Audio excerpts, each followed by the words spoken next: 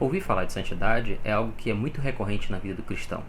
Nós sempre estamos ouvindo falar sobre o que é ser santo, mas na prática isso tem sido extremamente difícil para boa parte de nós, uma vez que a santidade ainda é, de uma certa forma, para a maioria de nós, um grande mistério sobre como lidar com ela, o que é, ou saber onde nós estamos.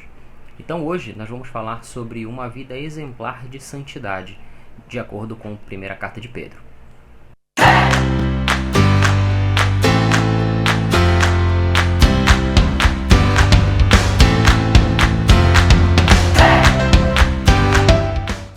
Meus irmãos, sejam todos muito bem-vindos à nossa Escola Bíblica Dominical dessa manhã de domingo. Nós estamos felizes de receber vocês aqui nesse momento de estudo da Palavra de Deus, de estudo daquilo que nós estamos aprendendo com a primeira carta de Pedro. Nós estamos trabalhando nessa primeira carta de Pedro, no nosso EBD, sobre uma vida exemplar. O que é uma vida exemplar? Nós, no domingo passado, definimos que é uma vida de alguém, segundo a palavra exemplo, de alguém que vai servir como parâmetro para os demais. Então, de acordo com aquilo que nós estudamos no domingo passado, nós devemos ser parâmetro, de vida em alguns aspectos. Nós vimos domingo passado sobre ser um exemplo de fé, porque, afinal de contas, nós como cristãos precisamos crer, Essa conceituação de fé dentro da nossa crença, ela precisa ser muito forte, e principalmente porque nós, como cristãos, devemos ser referência de fé no mundo cético, no mundo descrente, no mundo incrédulo, o mundo que não crê nas coisas. Então hoje nós falaremos aí sobre santidade, e é importante que você já abra sua Bíblia junto comigo, na primeira carta de Pedro, no capítulo 1, a partir do verso 13, nós iremos até o final do capítulo 1. Então gostaria de fazer essa leitura com você.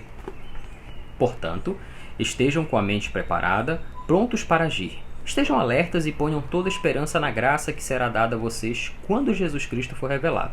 Como filhos obedientes, não se deixem amoldar pelos maus desejos de outrora, quando viviam na ignorância. Mas, assim como é santo aquele que o chamou, sejam santos vocês também em tudo o que fizerem. Pois está escrito: sejam santos porque eu sou santo. Uma vez que vocês chamam Pai aquele que julga imparcialmente as obras de cada um, portem-se com temor durante a jornada terrena de vocês. Pois vocês sabem que não foi por meio de coisas perecíveis, como prata ou ouro, que vocês foram redimidos da sua maneira vazia de viver, transmitida por seus antepassados, mas pelo precioso sangue de Cristo, como de um cordeiro sem mancha e sem defeito, conhecido antes da criação do mundo, revelado nestes últimos tempos em favor de vocês. Por meio dele, vocês creem em Deus, que o ressuscitou dentre os mortos e o glorificou, de modo que a fé e a esperança de vocês estão em Deus. Agora que vocês purificaram a sua vida pela obediência à verdade, visando ao amor fraternal e sincero, amem sinceramente uns aos outros e de todo o coração. Vocês foram regenerados, não de uma semente perecível, mas imperecível por meio da palavra de Deus, viva e permanente. Pois toda a humanidade é como a relva, e toda a sua glória é como a flor da relva. A relva murcha e cai a sua flor, mas a palavra do Senhor permanece para sempre. Essa é a palavra que foi anunciada a vocês. Meus irmãos, hoje nós, falando sobre santidade, é interessante porque, muitos de nós já ouvimos a seguinte expressão: lá vai o santo, lá vai o santinho, lá vai aquele lá que não tem defeito, aquele que não erra nunca, olha, lá vai... Geralmente, quando nós éramos crianças, as crianças que eram mais comportadas, aquelas crianças que eram menos peraltas, elas eram chamadas de santinhos. E aí é um desafio rápido: você era chamado de santinho quando era criança, ou você era aquele que dava bastante trabalho, Então tem gente que quando criança, era bem mais desenvolto, tinha muita energia para gastar e aproveitava essa energia e gastava mesmo, e em detrimento de outras crianças que de repente não faziam tudo isso. Nós, quando crescemos, esses santinhos, eles se tornam outras pessoas. Geralmente, quando você é um cristão, que você é adolescente, você começa a ser comparado com os outros, Porque você, como adolescente, você acaba sendo colocado em situações que vão dizer para você: vamos fazer tal coisa, tipo, vamos tomar uma cerveja. E aí você que é crente, você vai dizer, não, eu sou crente. Primeiro, eu sou menor de idade, eu não deveria beber. E segundo, eu sou um cristão, eu não bebo. Ah, lá vai o santinho falando. E aí você vai crescendo para a juventude e outros elementos vão sendo adicionados a essa condição. Vão chamar para beber, para ir para uma festa, para dançar a noite toda, para uma série de circunstâncias que você como cristão vai dizer, não é um ambiente legal para mim, eu não me sinto à vontade, não me sinto confortável, obrigado pelo convite, eu vou... Se fosse um outro tipo de reunião eu poderia participar, mas nessa aí não vai ser legal. Entende como as coisas elas acabam redundando para você como cristão chegar numa situação ali de repente falar que não é possível e as pessoas começarem a chamar você de santo, de santinho, de santarrão ou de uma série de coisas?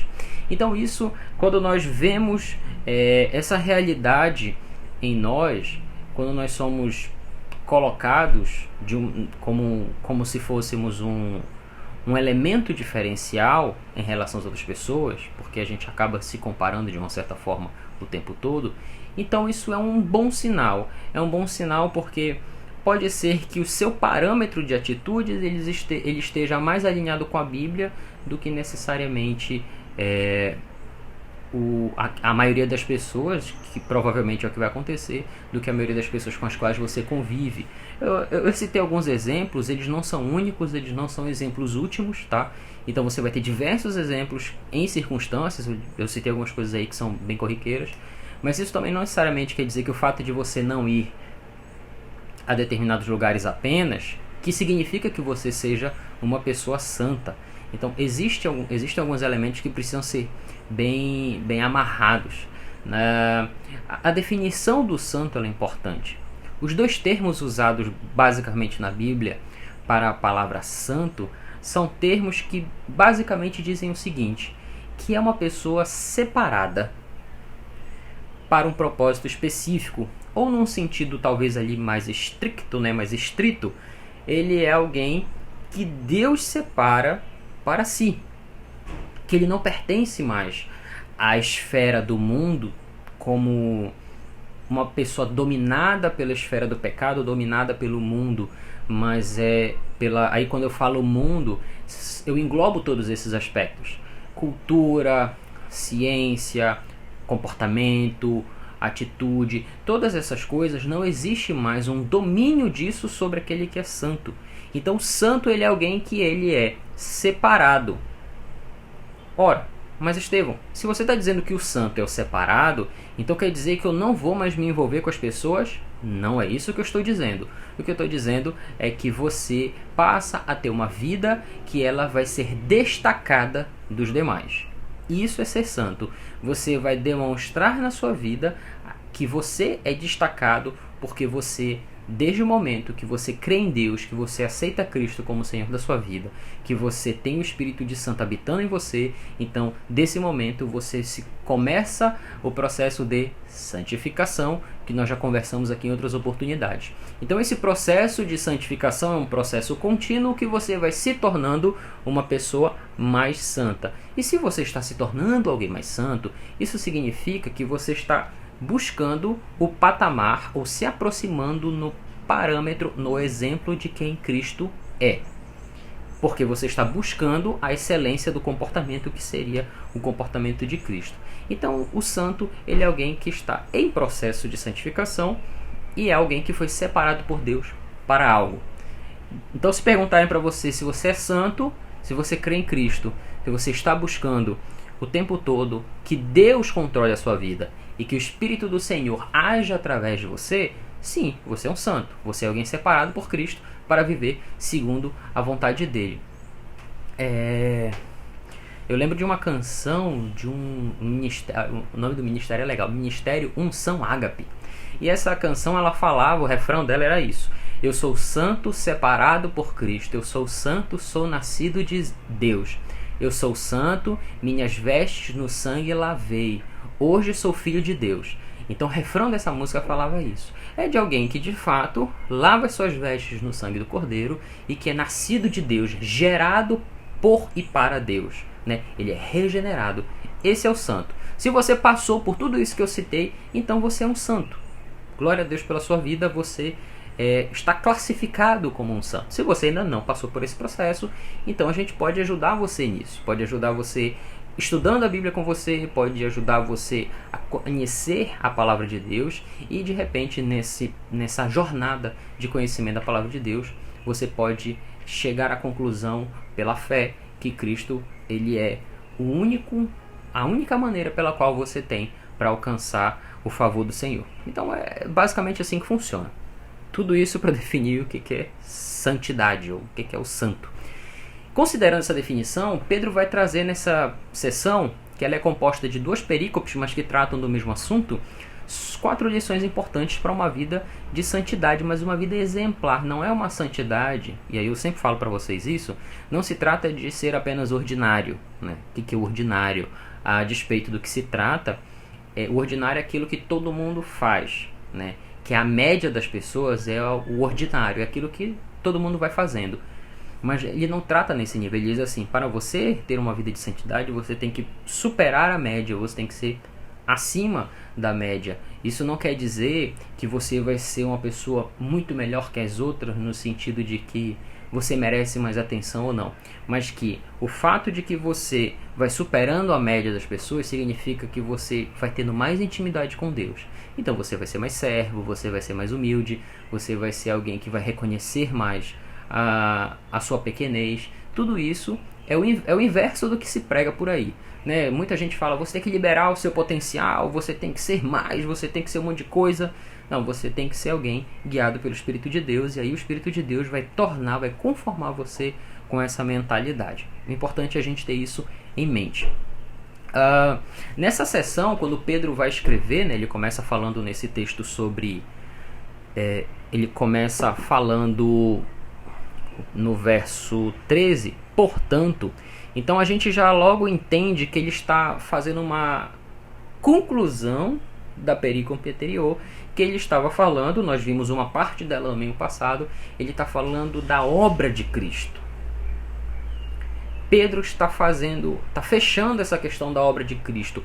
Portanto, então ele vai seguir, né, esse conceito, ele vai trazer para um outro aspecto, falar assim, portanto, então, ele vai concluir esse pensamento. Portanto, então, por conta da graça de Deus manifestada através de Jesus Cristo, então vocês devem ter uma vida que vai funcionar assim, dessa forma, tá? O texto ele vai vir vinculado justamente com que a sessão anterior trata da dádiva graciosa da salvação em Cristo, segundo Miller, que é um teólogo que escreveu um comentário sobre esse assunto. Então você olhar, ele obviamente, né, a própria língua portuguesa vai ajudar a gente com esse conectivo, ele vai dizer assim, portanto. Então, esse portanto ele vai dar a ideia de que a seção anterior, a parte anterior do texto, ela está estritamente conectada com essa parte que nós estamos estudando hoje. E se a fé salvífica, a salvação, né, a fé que nós tratamos no termo anterior, no texto anterior, na lição passada, ela é uma fé de salvação, ela vai impulsionar a mim e a você no sentido de termos uma postura adequada que seja aderente a essa fé. Não adianta você pensar, por exemplo, que a fé ela é um elemento desassociado da sua vida, ou a fé ela é um elemento desassociado do seu comportamento. Tem gente que talvez ali por ter aprendido assim, costuma dizer o seguinte: eu tenho a minha vida social, a minha vida do emprego, a minha vida espiritual, a minha vida. Então a pessoa parece um gato, ela tem muitas vidas, né? Tem 7 vidas, 8 vidas, 9 vidas, sabe Deus quantas vidas ela tem. E às vezes quando a gente trata as coisas nessa esquizofrenia, né? O que é esquizofrenia? É uma doença mental que faz com que a pessoa ela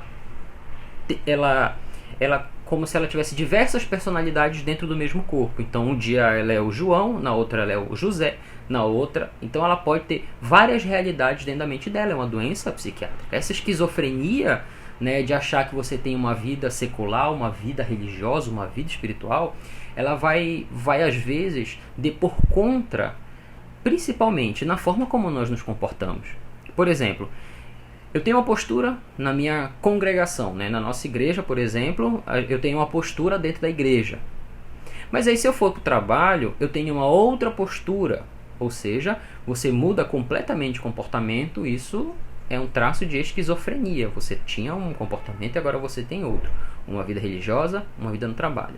Aí em casa você tem outro comportamento, você é outra pessoa em casa, então você é esquizofrenia, você tem um outro comportamento. Ou seja, é uma pessoa multifacetada, ela tem muitas faces, ela tem muitos rostos que vai pulando de lugar em lugar. Então a nossa postura como cristãos é, eu tenho uma postura aqui e ali e acolá da mesma forma. É óbvio que eu não estou falando de linguagem, por exemplo, de que de repente na igreja você tem uma certa linguagem, você tem maior facilidade para falar graça e paz, Deus abençoe, oi irmão, boa noite, bom dia irmão, tudo bem irmão. Então esse traquejo da comunidade é diferente de eu chegar com a mesma linguagem no trabalho. Chegar no trabalho, bom dia, paz do Senhor, Deus abençoe, graça e paz, ou falar qualquer traquejo, porque as pessoas no trabalho elas vão ter um pouco de estranhamento, a não ser quem seja de alguma igreja reconhecendo a linguagem vai ser adequado, mas a maioria das pessoas parece ali que não vai entender muita coisa, não vai compreender. Então não estou falando de linguagem, mas estou falando de comportamento, tomada de decisão, o jeito com que as pessoas reconhecem você, isso sim é o que vai ser aderente ao Evangelho. É como você, santo, vai se comportar no meio das pessoas, por onde quer que você ande. Nós vamos ver em 4 aspectos sobre uma vida exemplar, que o primeiro é que uma vida santa, ela é uma vida de responsabilidade moral. É uma vida que tem absoluta consciência da sua responsabilidade moral. Dos versos de 13 a 16, nós vamos enxergar justamente isso. O texto ele vai falar que nós temos 2 características, uma mente preparada e sóbria. Ou seja, a minha mente ela está pronta para qualquer situação. É uma mente que ela faz uma análise da circunstância e ela está pronta para atuar. Essa sobriedade, ela é o oposto do ébrio, eu já falei sobre isso, né? O efeito do ébrio é o bêbado. Então o bêbado é uma pessoa que ela não está nas suas faculdades mentais, por isso que ela, por exemplo, não pode dirigir, não pode fazer teste, ela não pode fazer um monte de coisa. Por quê? Porque ela não está plena de faculdade mental para fazer qualquer coisa. Então Pedro está dizendo assim, estejam sóbrios, capacidade plena para tomar uma decisão efetiva, eficiente e eficaz. Então, não obstante esses 2 adjetivos, essas 2 adjetivações, né, uma mente preparada e uma mente sóbria, elas trazem a ideia de que, escatologicamente falando, né, olhando para o fim dos tempos, nós devemos o tempo todo estar próximos para receber a Cristo, né, uma vez que aguardamos ansiosos para que Cristo retorne. Então você lembra que eu falei que o tempo todo essa carta ela vai colocar essa circunstância do agora e do depois, do hoje e do porvir. Uma ansiedade, entre aspas, né? Ansiosos ou esperançosos, acho que é a melhor forma de colocar isso, esperançosos no retorno de Cristo, de que seja breve, mas que, enquanto Ele não vem, eu vou vivendo a vida aqui. E essa relação entre o agora e o porvir, que eu falei que às vezes gera uma tensão, né? Porque a gente fica querendo que aconteça logo, Pedro vai dizer assim, estejam preparados, estejam sóbrios, estejam com a mente tranquila, porque a hora que Cristo voltar, vocês estão prontos para ir. Entendeu? Então parece assim que Pedro vai trabalhar isso na mente, no coração, no entendimento dos seus leitores, para que eles estejam prontos para o retorno breve de Cristo. Né? Eles têm convicção da sua salvação, eles têm certeza, porque a graça salvadora que Pedro explica na sessão anterior, ela vai ter uma conclusão numa mente preparada, aguardando e sóbria, esperando o dia do Senhor, o dia do retorno do Senhor. Então a ideia, né, o texto original desse aspecto da mente preparada, ele vai dizer o seguinte, uma vez que você ouviu tudo o que foi dito, né, todas as coisas que você entendeu e ouviu, tire as lições necessárias para a vida a partir disso. É uma mente que está processando a informação o tempo todo. A gente vive na era da informação. Você está me assistindo agora, provavelmente por um aparelho celular, na TV da sua casa, no computador. Você está me assistindo por um aparelho de comunicação, que provavelmente era um aparelho de entretenimento se for uma TV. No computador era um aparelho que foi projetado para que ele fosse um instrumento de trabalho, ou ainda um celular, que é um aparelho de comunicação, mas todos eles têm um elo de comunicação entre eles. Eles têm um viés de comunicar algo. Então, em plena era da informação, você tem muitas informações que precisam ser processadas na sua mente, né? A gente vê que, por exemplo, hoje o Brasil passa aí por uma grande discussão sobre o que é compartilhado, principalmente em redes sociais, como notícia, sobre o projeto de lei que trata sobre esse assunto, o que é notícia falsa, o que não é notícia falsa, quem está falando a verdade, quem não está falando a verdade. Nós somos bombardeados de informação, muita coisa acontecendo sobre o vírus, sobre o não vírus. Eu sempre falo sobre isso, porque realmente nós estamos com um volume de informações tão grande, tão desencontrado, que nós precisamos ter a mente preparada para saber filtrar. Bom, isso aqui é verdade, isso aqui não é verdade, eu vou checar a fonte, porque se eu não checo a fonte daquilo que eu ouço, eu posso ser muito bem enganado. Por isso que os bereanos, por exemplo, checavam na Bíblia se aquilo que eles estavam ouvindo, de fato, era a palavra de Deus ou não. Porque você ouvir é muito fácil. Você aceitar, principalmente se aquilo vai ao encontro do teu coração, dizendo, massageando teu coração e dizendo assim: olha só, coração, como você é belo, olha só como você é bom, olha como você merece o sucesso. Se você ouve tudo isso e massageia o teu coração e não vai checar na Bíblia se é aquilo que diz aquele texto mesmo, e provavelmente não é o que fala, então você está sendo enganado, está aceitando ser enganado, né? Então uma vida de exemplar na santidade, ela tem consciência da sua responsabilidade moral. Você moralmente vai buscar ter a mente preparada, balizada na palavra de Deus, para que você entenda aquilo que é verdadeiro e aquilo que é falso, para que então você tome decisão se aceita ou não determinada notícia que você porventura venha a ler ou a ouvir sobre. Essa santidade que a gente está falando, ela vai se revelar na consciência de que nós devemos ser santos. Você vai ter um despertar sobre determinados assuntos para você saber se conscientemente aquilo ali é algo bom ou não. E eu vou citar um exemplo para você sobre essa questão de despertamento de consciência. Quando eu voltei para Belém para estudar há muitos anos, né, eu morava na casa de uma das minhas avós, e eu tenho uns primos que eles gostavam de assistir um desenho, que aparentemente era um desenho inofensivo, né, o Naruto. Aí o pessoal que é fã de Naruto, me perdoem pela honestidade, mas é isso aí.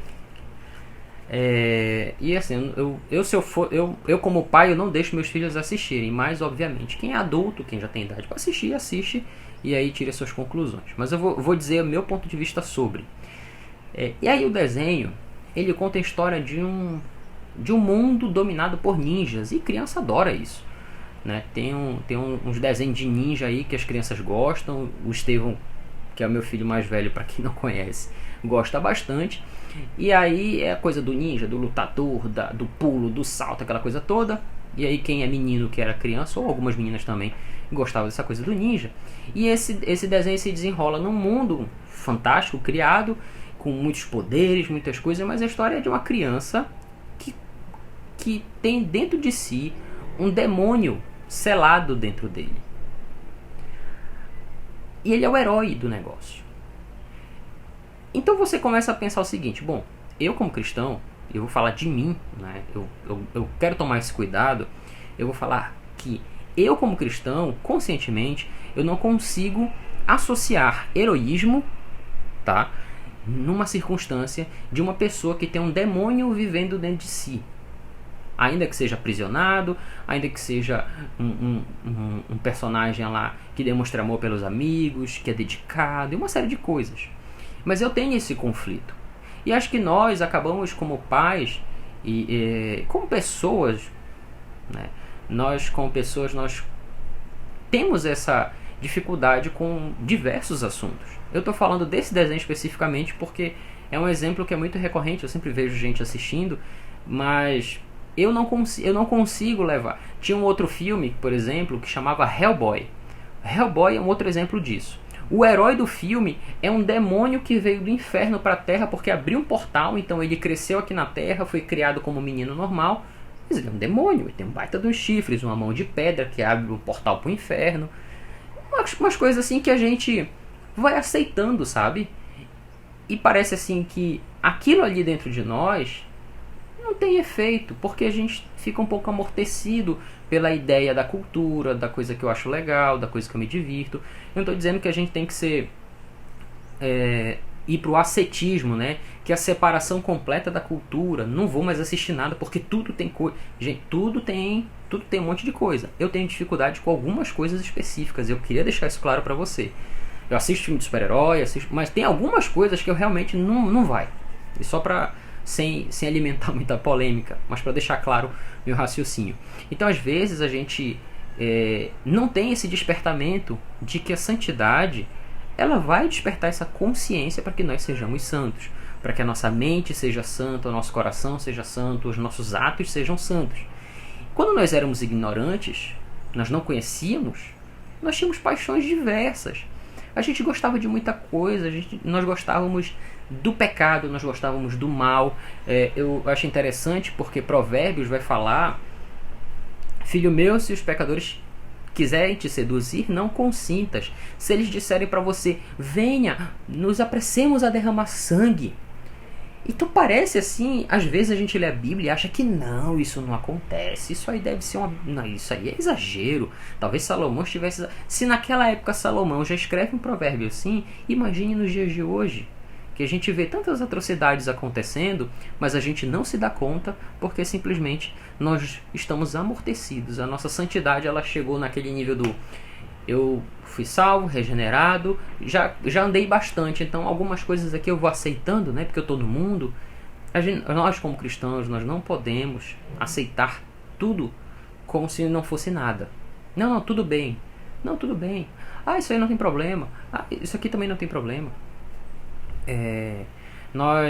Eu comentei uma vez, né, numa das EBDs aí da classe de jovens, quando a gente ainda podia aglomerar, que muitas das vezes nós cristãos aceitamos determinados comportamentos das pessoas, porque por mais que a pessoa tenha um comportamento claramente errado, né, não estou dizendo, não estou falando de perfeição, mas um comportamento ali claramente errado, esse comportamento, como a pessoa é uma pessoa que me beneficia, ela faz alguma coisa em meu benefício, eu não entro em conflito com ela, eu não confronto o pecado, né? Não em conflito com a pessoa, mas com o pecado. Eu não confronto, não digo, olha fulano, isso aqui está errado, você precisa mudar, isso aqui você precisa melhorar a postura, olha só, toma cuidado. Não, a gente não faz isso, porque aquela pessoa está me beneficiando, porque ela é uma pessoa talentosa, ela faz uma coisa que até no meu ministério ela ajuda.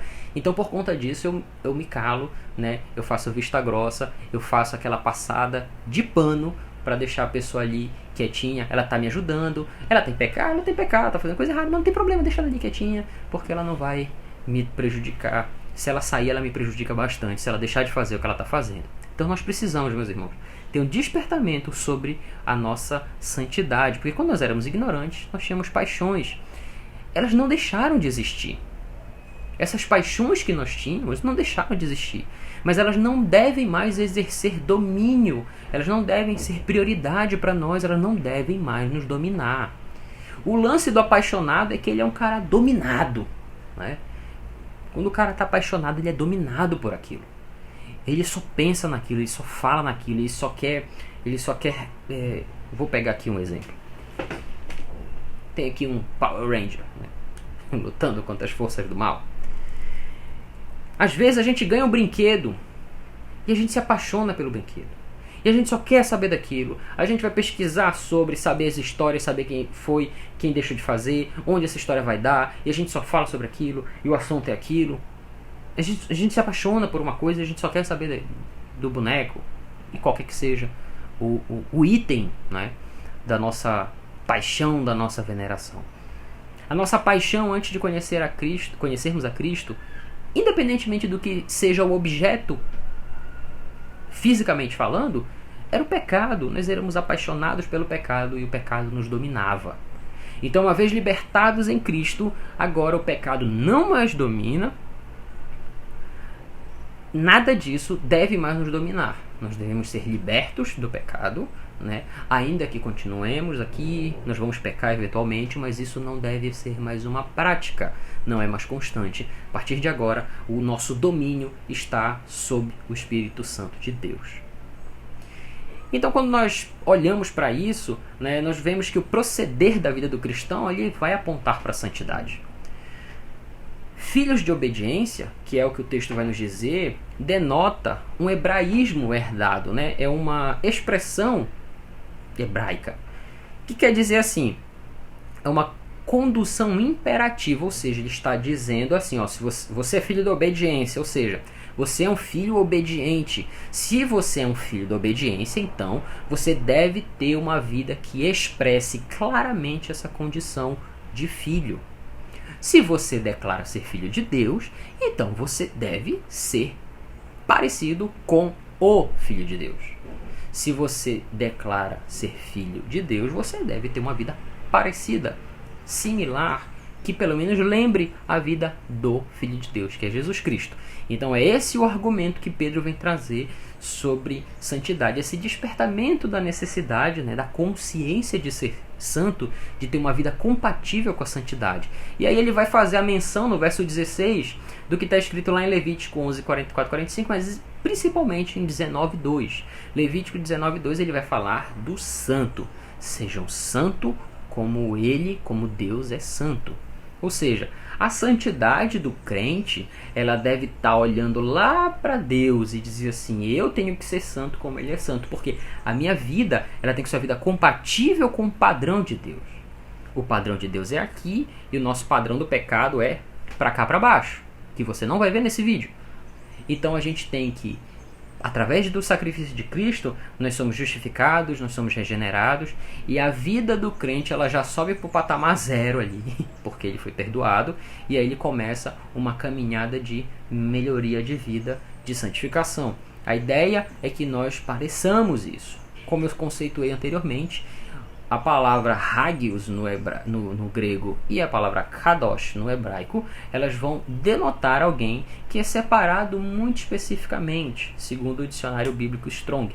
Alguém que é trazido ali, né, para que seja separado para algo, como Deus nos chamou e nos separou, nos salvou, nos restaurou dessa vida de pecado. Mais uma vez, não significa que não pequemos mais, mas significa sim que a partir de então nós devemos lutar para não pecar mais, porque agora nós temos consciência do pecado e à medida que nossos olhos vão sendo desnudados pela palavra de Deus sobre os pecados que nós ainda temos, eles devem ser de fato abandonados imediatamente. Então Pedro vai retomar, né, o significado de santo, porque nós precisamos parecer com o nosso Pai. A nossa herança, né? A nossa herança, o nosso DNA, a nossa genética espiritual, ela é uma genética de Deus, porque nós só fomos restaurados, renascidos espiritualmente a partir de Deus, não a partir do nosso esforço.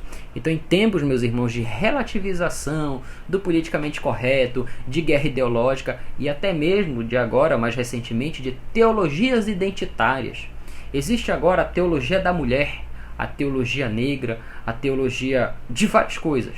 Ou seja, nós tínhamos ali a teologia da prosperidade, a teologia do coach, agora nós temos outra, porque a teologia ela vai ganhar grupos identitários, ela vai se adequar a caixinhas ideológicas dentro do grande bolo que é esse cristianismo, do grande guarda-chuva do cristianismo. Em tempos de que estão fazendo teologias segmentadas para determinados grupos, né, para aceitar os pecados, porque uma teologia identitária, não estou falando que não é contra isso, contra aquilo, não é sobre racismo, não é sobre os assuntos que a gente tem em pauta no mundo hoje, mas é sobre a palavra de Deus, porque o cristão, ele é hoje, ou deve ser, desde sempre, desde Abraão, por assim dizer, ele deve ser a bússola moral dos que estão próximos a ele, porque a bússola moral dele é a palavra de Deus. Então o cristão, ele não é alguém que segue a manada, mas ele é alguém que ajuda a conduzir as pessoas para uma moral de acordo com a palavra de Deus. A santidade que envolve a vida do cristão, ela evoca um aspecto de moral. E essa moral que o cristão tem, despertada pelo Espírito Santo de Deus, para que nós sejamos santos, é ela que vai ajudar o cristão, então, na sua caminhada. Um Deus moralmente perfeito nos diz que nós devemos seguir o sentido da moralidade dele, não é a moralidade da gente. Porque nós relativizamos, nós queremos aceitar pecado, nós queremos aceitar certas coisas, nós diminuímos certas situações para não parecerem tão nocivas quanto elas são. Então, no fim das contas, é um Deus moralmente perfeito, dizendo para o Estevão, para Maria, para o José, para o Raimundo, para o Paulo, dizendo: vocês precisam ser moralmente perfeitos como meu Pai é, como Deus é, moralmente perfeito. Então, essa busca incessante por ser moralmente perfeitos. E moralmente perfeitos, eu não estou tratando de ter um aspecto, né, uma casca de moralidade. Não é o sepulcro caiado. Não é uma moralidade farisaica de que parece que... Não. Mas é uma moralidade daquele publicano que bate no peito e diz: ser propício a mim, que sou pecador. Essa moralidade é reconhecer que nós não somos absolutamente nada e que Deus, pelo seu Espírito em nós, faz com que sejamos alguma coisa. Então, uma vida santa, ela tem esse despertar da consciência da sua moral, que deve ser elevada, da sua responsabilidade moral. Um segundo aspecto que a gente vê é que a vida santa, ela tem a sua esperança em Deus. Nos versos 17 a 21 nós vamos ver isso. Nós vamos ver que a nossa esperança última é em Cristo. Pedro vai tratar da vida do cristão como uma peregrinação, e nós temos visto, meus irmãos, mais de 78 mil pessoas perderam a vida só para o Covid, ou pelo menos são os dados oficiais que a gente tem, perderam a vida para um vírus. A vida é breve, a vida é rápida, a vida é um sopro. A vida vai passar rápido. Essa semana nós comemoramos o aniversário de 7 anos do Estevão, e eu estava pensando, caramba, o Estevão um dia desse nasceu, o Estevão já tem 7 anos e eu tenho lembranças quando eu tinha 7 anos. Até os meus 5, 6 anos eu não tenho lembrança, mas dos 7 anos eu já começo a ter lembranças, eu tenho 35 hoje. Então é a fase da vida que eu me recordo do que eu fazia quando eu tinha a idade dele. E a vida ela vai passando, a vida passa para todos nós. Nós estamos dentro da escala do tempo, nós estamos seguindo o tempo. Então, por conta disso, nós precisamos ser lembrados que essa peregrinação ela é breve, ela é brevíssima. E nós precisamos lembrar de algo importante, que é o que Pedro vai salientar aqui. Nós temos, uma vez que vocês chamam ele de pai, né? Ou seja, filhos por adoção, esse pai, ele também é juiz e ele julga imparcialmente as obras de cada um. Por isso, portanto, tomem cuidado, portem-se com temor durante essa jornada de vocês, temendo a Deus todos os dias, buscando o temor do Senhor, que é o princípio da sabedoria. Temer o Senhor é aquilo que vai fazer você, na hora que vai pisar na jaca, opa, vou pisar na jaca, não vou mais pisar mais. Aí você vai dar um salto pela jaca e vai dizer: ufa, muito obrigado, Senhor, pulei mais essa. Porque a gente está o tempo todo aí com muitas cascas de banana para nós pisarmos e aí nos esborracharmos no chão. E Pedro está chamando a atenção disso. Ele está dizendo que assim que a gente concluir essa etapa, nós vamos ser julgados. E esse julgamento não adianta tentar apelar na hora, porque acabou. O que nós podemos fazer é agora. É crer em Cristo agora, viver vida de santidade agora, uma vida digna agora, uma vida respeitosa e de temor a Deus agora. Porque o dia que nós morrermos aqui, fechou a conta e passou a régua. Já era. Aí é esperar o julgamento, esperar o que vai ser do julgamento de Deus sobre tudo aquilo que nós fizemos ao longo da vida, e se nós tivemos a atitude de declarar Cristo como Senhor das nossas vidas, crendo nele como única forma de sermos ligados a Deus, e se fizemos isso em vida de acordo com a palavra dele. Esse Deus, ele vai fazer o seu julgamento de maneira imparcial, é um juiz reto que não faz acepção de pessoas. Não adianta se você era o pastor da igreja, se você era presbítero, se você era diácono, se você era apóstolo, pai apóstolo, ancião, que tem de tudo agora, tem bispo, tem de um tudo agora, né? Então não adianta se você era do mais alto grau da sua igreja. Graças a Deus, na nossa igreja nós seguimos o modelo padrão batista, pastor, diácono, tem um ministro na igreja, um ministro de música, e nós temos os irmãos lá. Mas existem diversos modelos aí de nomenclaturas de funções e cargos aí nas igrejas, mas todos nós, independentemente da descrição do cargo, né, seremos julgados por Deus. As nossas atitudes serão julgadas por Ele. E não vai ter esse negócio de julgamento e de foro privilegiado no céu, não existe. Isso é presepada nossa. Foro privilegiado não existe no dia do juízo. No dia do juízo, o pau que dá em Chico, dá em Francisco. Não vai ter essa conversa não, meus irmãos. Vai ter um negócio sério mesmo. Então nós precisamos estar prontos para isso. Essa projeção escatológica que Pedro vai estar fazendo, ela sempre estará presente nesses escritos justamente para trazer à nossa mente que agora a gente tem que viver, mas que lá na frente há uma realidade que já nos aguarda, há um momento lá na frente em que tudo isso vai acontecer, porque o nosso Jesus vai voltar. Então ele traz a recordação que a nossa salvação ela é proveniente de um preço que não é um preço qualquer, mas é o preço do Cordeiro, é o sangue de Cristo que nos purifica de todo pecado. Então não foi um preço pago por ouro, por prata, por nióbio, por qualquer que seja o metal, o Bitcoin, qualquer que seja o valor que se paga por qualquer coisa hoje. Mas o sangue do Cordeiro perfeito e sem mácula, que foi necessário morrer e se sacrificar por nós, é esse o preço, um preço singular, um preço único. Não houve, não haverá nada que substitua esse sacrifício. Por conta disso, nós devemos reconhecer esse sacrifício para então nos apropriarmos do valor que esse sacrifício tem para nós. Ele mostra também que o sacrifício perfeito de Cristo é o que nos liberta da herança corruptível da nossa vida, né? Eu sou filho do Rui com a Cristina, eles são filhos dos seus pais, que são filhos dos seus pais, são filhos dos seus pais, e aí você vai voltar igual a genealogia e vai voltar lá em Adão. Então lá em Adão todo homem pecou, e toda a humanidade depois de Adão pecou consequentemente. Então tudo isso é a nossa herança é pecado, e o pecado, o salário dele é a morte. Mas o dom gratuito de Deus não é isso. O dom gratuito de Deus é a esperança no Cristo que morreu e ressuscitou por nós. Uma vida de santidade que olha para esses aspectos com esperança. Olha para isso com esperança. Um santo que vive uma vida exemplar de santidade, ele tem esperança em Deus.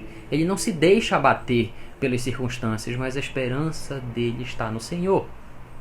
Então, o Cordeiro, que já era conhecido desde antes da fundação do mundo, foi o responsável pela minha e pela sua redenção. É somente em Cristo que nós vamos ter paz com Deus, como Paulo escreve aos Romanos no capítulo 5, no verso 1. Tendo sido, pois, justificados pela fé, temos paz com Deus por nosso Senhor Jesus Cristo. Mediante Cristo, temos uma relação restabelecida com o nosso Pai. Portanto, a nossa fé, ela espera, né, ela tem esperança firmada em Deus, como garantidor da nossa vida. Como diz aquela canção do Inário, sem Cristo eu nada seria, sem Cristo eu não sei andar. E aí o refrão vai dizer, Cristo, só Cristo. Porque Cristo, só Cristo, é a única forma de nós termos esperança em Deus, ou esperança na vida futura, através de Cristo, para que nós sejamos reconciliados com o nosso Pai. Uma vida de santidade, um exemplo de santidade é alguém que espera em Deus com convicção e com tranquilidade, não sem perrengue, mas crê e espera no Senhor. Uma terceira lição nesse texto vai falar que a nossa vida, no verso 22, ela é marcada pelo amor. Agora que vocês já foram purificados, né, ele conclui, uma vez que a vida de vocês foi purificada e que vocês são santos, e são santos por conta da obediência à verdade, vocês conhecem a verdade, são santos pela obediência à verdade, então olhem para o amor fraternal de maneira sincera, sendo que vocês devem amar sinceramente uns aos outros de todo o coração. Beleza, hein? Amar uns aos outros de todo o coração. Por que será que essas cartas o tempo todo vão trazer isso?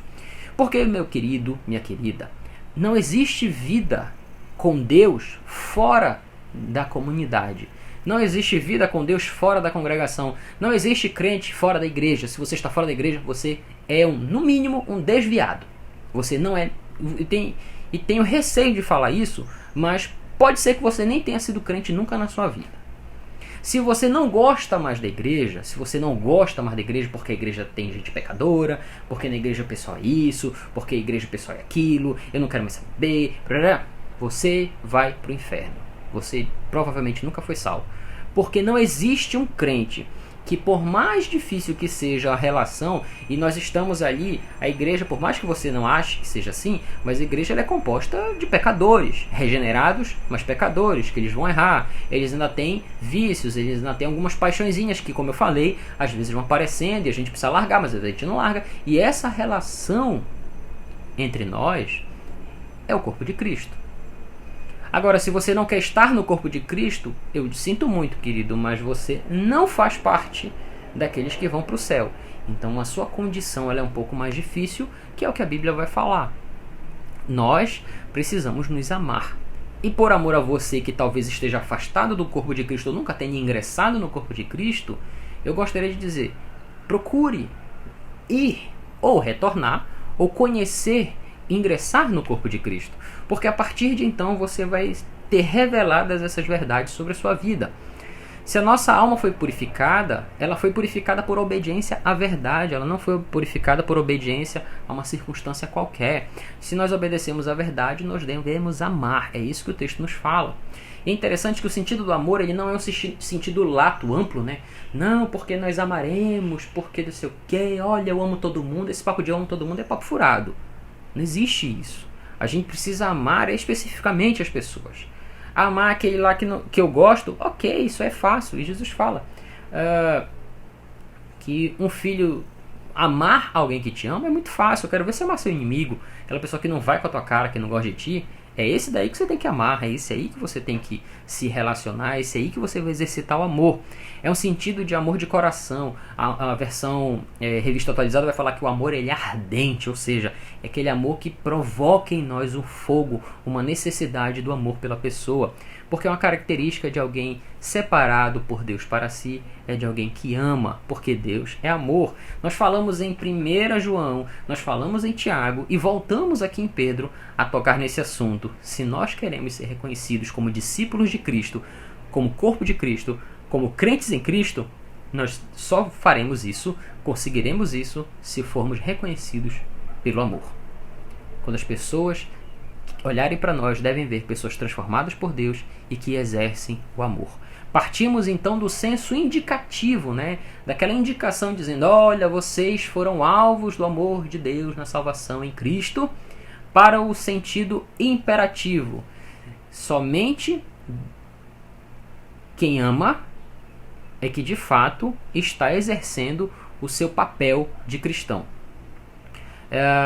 O amor de Deus, quando ele é ofertado a nós por Cristo, ele vem como uma oferta e agora nós somos exortados a ter uma existência ética e moral qualitativamente correspondente com essa nova vida. Ou seja, há exigências para mim e para você enquanto cristãos sobre a moralidade, no sentido de que o amor ele vai permear as nossas relações a partir do nosso encontro com Cristo.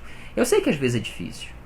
Tem horas que você não sente vontade de amar porque você quer mais é brigar, quer mais é mandar a pessoa para longe, você não quer mais se relacionar. Mas a palavra de Deus ela vai no contrassenso disso.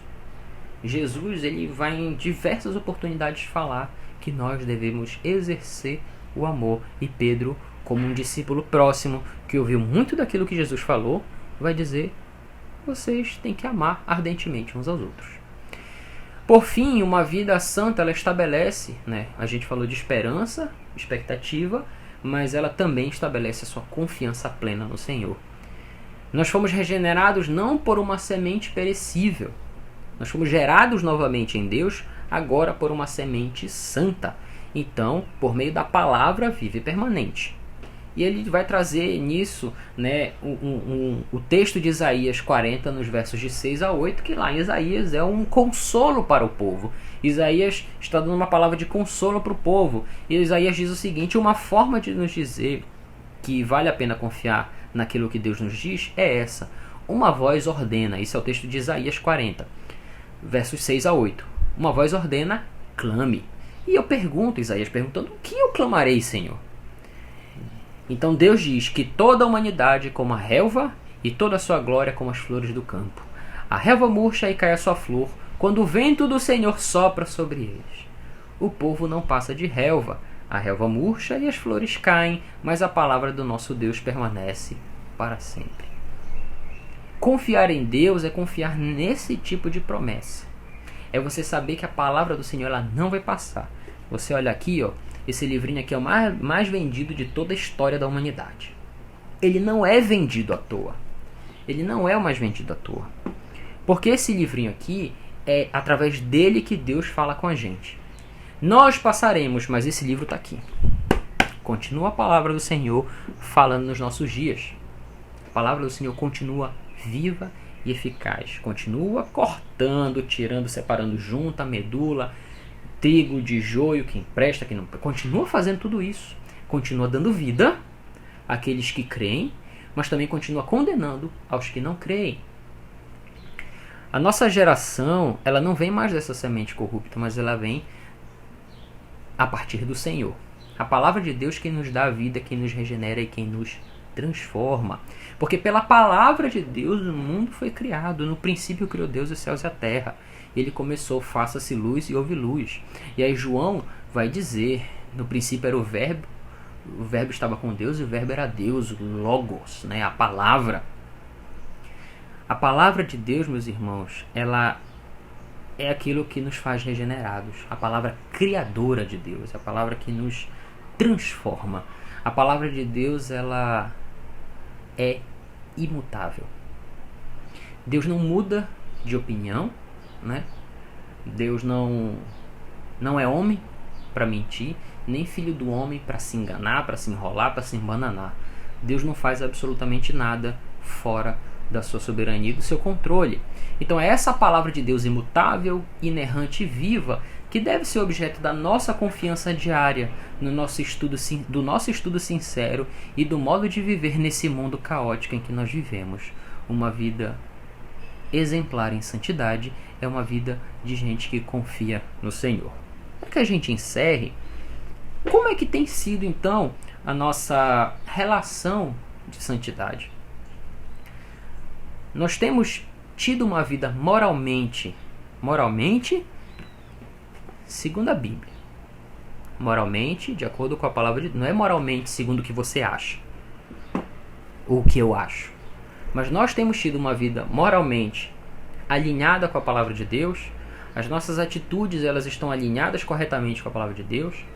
Nós estamos buscando ser santos como Deus é santo. Nós estamos de repente buscando viver uma vida de esperança em Deus, uma vida de gente que foi transformada por Deus. Nós estamos, por exemplo, exercendo as marcas do amor que nós trazemos. Nós temos marcas do amor em nós. Nós temos de fato, meus irmãos, confiado em Deus, confiado na sua palavra. É importante nós refletirmos sobre esse assunto, porque nós fomos separados por Deus com propósitos distintos, mas convergentes. Deus nos chamou para a sua santa igreja, para que nós fôssemos corpo de Cristo e que nós exercêssemos como crentes em Cristo o nosso ministério, o nosso chamado para aquilo que Deus nos chamou para ser. Nós fomos separados por Deus para isso. Então, como gente separada por Deus para isso, que nós reflitamos nessa manhã, meus irmãos, sobre qual é o papel que nós temos desempenhado e se a nossa vida tem sido exemplar em santidade. Que Deus nos abençoe nessa manhã para que nós consigamos compreender a sua palavra. E se você tem alguma questão sobre esse assunto, se sobrou alguma dúvida, se você quer fazer uma pergunta, comenta aqui embaixo, escreve aí a sua pergunta que a gente logo vai responder para você assim que possível, tá bom? Muito obrigado pela sua participação. Hoje nós teremos aqui às 18h30 a nossa celebração. Na próxima terça, CIB responde 18h30. Próxima quinta, nós teremos a nossa celebração da semana às 19 horas. Então conecte nos nossos canais, nas nossas redes sociais. Nós queremos continuar esse movimento, nessa ponte de comunicação com você, para que nós possamos juntos, enquanto não pudermos retornar, celebrarmos ao Senhor com os irmãos dessa maneira, tá bom? Muito obrigado pela sua participação. Nós vamos orar agora para encerrar nossa escola bíblica dessa manhã. Graças te damos a ti, Senhor, que és santo, santo, santo. Obrigado porque na beleza da tua santidade, Senhor, nessa manhã nós adoramos ao Senhor através do estudo da tua palavra. Que a tua palavra, Senhor, estudada por nós essa manhã, ela sirva, Pai, para confrontar aquilo que está de errado, para transformar, para que nós deixemos aquilo que fazemos de errado e para nos orientar no caminho que devemos seguir, como seres humanos que um dia creram na tua palavra e que agora devem caminhar em santidade. Que o Senhor nos ajude, Pai, segundo a tua palavra, para que o teu Santo Espírito a cada dia fomente em nós o domínio, Senhor, que ele deve exercer em nós, para que nós aceitemos, Senhor, isso de maneira clara e consistente nas nossas vidas e que as nossas ações sejam moralmente aceitas, não pela moral relativa que o mundo traz. O mundo está trazendo uma moral relativa em diversos aspectos, mas a nossa moral vem da palavra do Senhor, da correta interpretação da palavra do Senhor. Que o Senhor nos ajude, então, a sermos moralmente corretos segundo a tua palavra, sendo santos como o Senhor é santo. Muito obrigado por tudo, Senhor. Em nome de Jesus nós choramos. Amém.